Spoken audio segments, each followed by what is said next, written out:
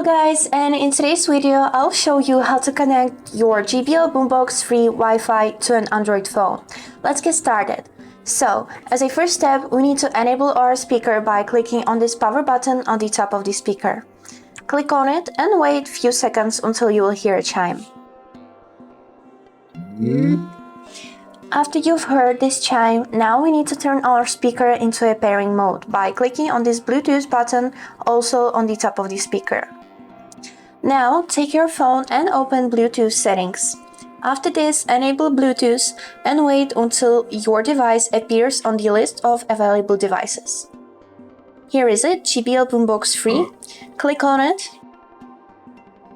and click Pair. And that's it. Now your speaker is connected to your phone and you can enjoy your favorite music on your new JBL Boombox Free. That was all for today. I hope this video was helpful for you and thank you so much for watching.